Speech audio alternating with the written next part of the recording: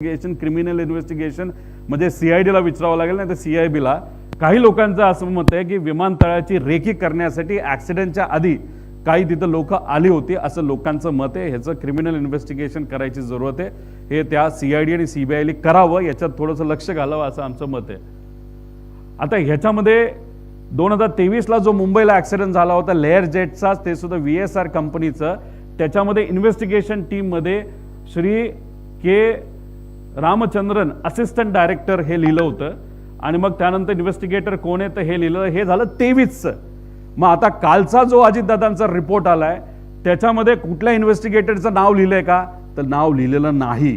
कदाचित इन्व्हेस्टिगेटरच घाबरले असतील. याच्यात मॅन्युप्युलेशन, कागदपत्राची हेराफेरी आणि याच्यामध्ये इतक्या गोष्टी होणार आहे तर नावच देऊ नका, म्हणजे उद्या जाऊन कुणी त्या लोकांवर आक्षेप घेणार नाही, अशी कदाचित त्या ठिकाणी भूमिका असावी.